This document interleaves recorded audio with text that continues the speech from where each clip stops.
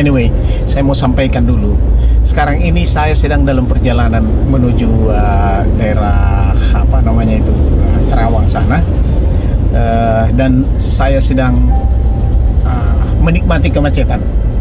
Oleh sebab itu, sambil jalan supaya kemacetan itu bisa menjadi sukacita, tidak membuat kita stres, maka saya punya teman ini yang sedang kasmaran ya dengan pacarnya, bertanya kepada saya, gimana ini berpacaran ini dan gimana ini nanti akhirnya kalau saya menikah ini. Saya mau berikan tip kepada adik-adik saya, pada anak-anak saya. Begini, saya mau mulai dari akhir ya. Sekarang ini ataupun akhir-akhir ini fakta ini pada orang-orang muda, dengarkan ini. Banyak terjadi perceraian di pengadilan, baik pengadilan agama, baik di pengadilan negeri. Terlepas dari agamanya apa, ini sekarang ini sedang mengkhawatirkan. Paling tidak mengkhawatirkan buat saya sebagai lawyer. Kenapa mengkhawatirkan buat saya? Pernah saya berbincang-bincang dengan seorang teman, seorang hakim di satu pengadilan negeri, ya. Dia katakan kepada saya, "Le, sama-sama orang Batak," dia bilang, "Le, gimana ini? Ini banyak sekali sekarang anak-anak ini mau bercerai lah, sudah mengajukan perceraian lah. Bingung saya melihatnya," dia bilang. "Sekarang ini saya kalau mau ke pesta," dia bilang, "terutama pesta orang Batak, itu kan biayanya begitu mahal. Diundang saudaranya, ada yang dari Amerika, dari Eropa datang semua bersuka cita, berpesta, waduh, menari, mensyukuri apa yang mereka dapatkan. Tetapi tidak lama nanti tahun depan datang kepada saya, minta saya mau bercerai. Aduh, apa yang terjadi? Ini penting saya sampaikan ya.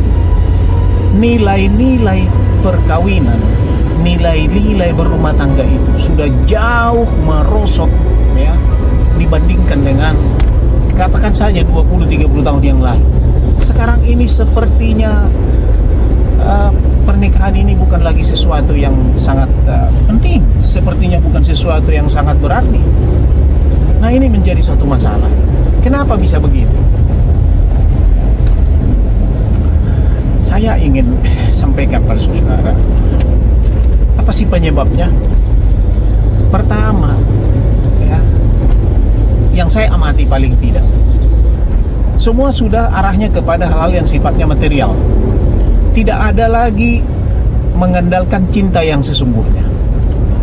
Anda lihat sekarang, coba Anda lihat di YouTube, ya, Anda lihat di vlog, di film-film, it looks, values keluarga itu sudah sangat terdegradasi. Paling tidak saya katakan terdegradasi lah. Nah, seolah pernikahan itu hanya diukur dengan materi, ya. Dan ketika menghadapi masalah, karena si pria punya penghasilan sendiri, si suami, si istri juga punya penghasilan sendiri, mereka berpikir, ya sudah, ayo kita bercerai lah, yuk, cari hidupmu sendiri, aku cari hidup saya sendiri, don't care. Anak-anak akhirnya jadi masalah. Anda tahu, saya pernah iseng-iseng saja sebenarnya survei kecil-kecilan. Saya pengen tahu apa yang terjadi kepada apa penyebab anak-anak di perapatan di lampu merah ini di depan kantor saya. Apa penyebab mereka ini jadi gelandangan? Saya tanya, kamu kenapa? Saya kasih uang 20.000 ya. Saya tanya dia, kamu papanya di mana? Dia bilang nggak tahu, pergi kemana? Nggak tahu, Om. Maminya ada di situ katanya. Jadi kamu gak kenal papanya? Dulu udah lama sekali kenal, tapi udah pergi. Jadi dari situ gak pernah lihat? Enggak, Om. Jadi kamu gak pernah dikasih apa? Yang kasih kamu makan siapa? Ya mama, itu kita ngamen. Wow. Saya pikir di mana mamanya? Di situ. Lalu saya tanya, kamu gak sekolah? Enggak, Om. Kita mau cari duit aja supaya kita bisa makan dan beli mainan. Wow, ini saya lihat, saya datangi tempat mamanya itu. Saya tanya, Bu, ini putranya? Iya. Suaminya di mana, Bu? Nggak usah ngomongin suami lah. Cuma katanya udah pergi entah kemana, tinggalin saya. Waktu itu menikah nggak kalian?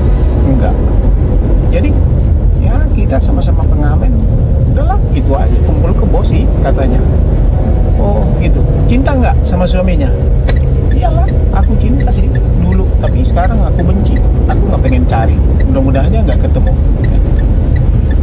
Coba saudara lihat ya.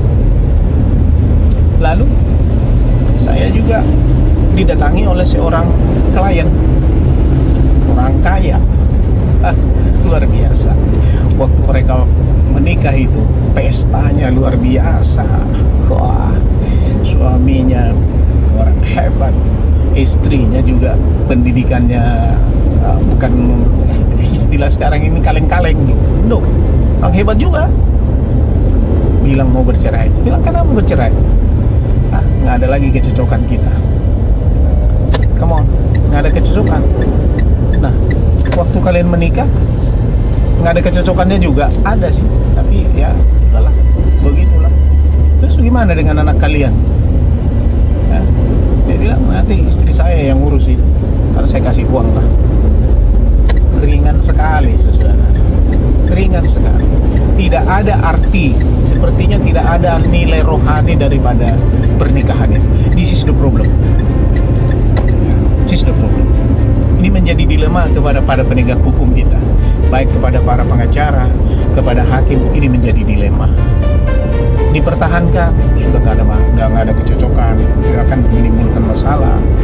Ya, diteruskan juga, ya, menjadi kesia-siaan. Diikuti untuk mereka berpisah, ada yang akan jadi korban, anak-anaknya. Jadi sama saja, baik di lingkungan kaya, di lingkungan miskin. Itu sebab saya katakan tadi, memang nilai-nilai keluarga itu terdegradasi. Aku mau sampaikan kepada orang muda, saya mau mulai dari, ya,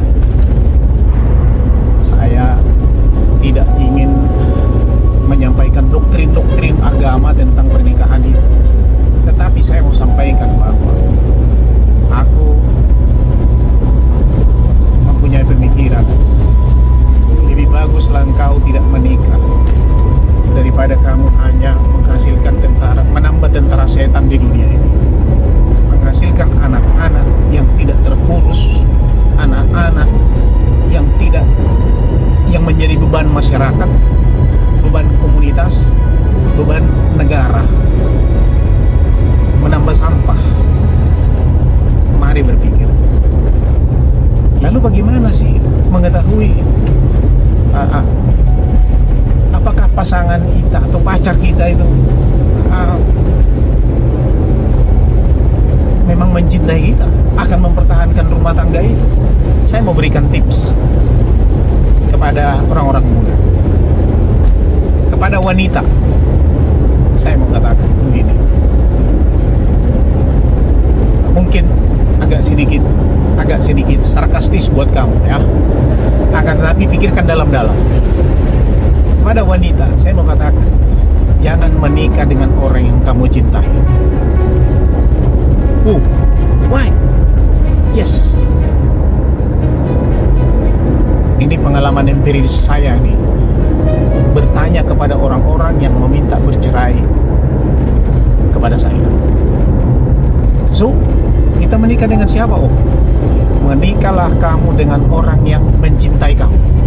Sebab itu, pikirkan kembali, menikahlah dengan orang yang kamu cintai. Jangan menikah dengan orang yang mencintai kamu.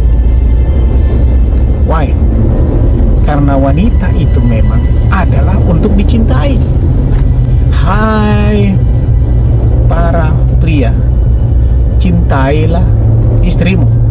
Kepada pria, saya mau berikan tips. Menikahlah dengan orang yang memang kamu cintai. Jangan menikah dengan orang yang duitnya banyak. Jangan menikah dengan orang yang hanya karena cantik. Nggak ada manfaat itu. Kamu tidak akan bertahan. Tetapi menikahlah dengan orang yang kamu cintai. Sebab apapun yang terjadi dengan istrimu itu, kamu akan pertahankan itu. Kenapa? Karena memang woman is to be loved. Kepada wanita, saya katakan tadi, jangan menikah dengan orang yang kamu cintai. Lalu dengan apa peranan kita untuk terhadap pria itu apa?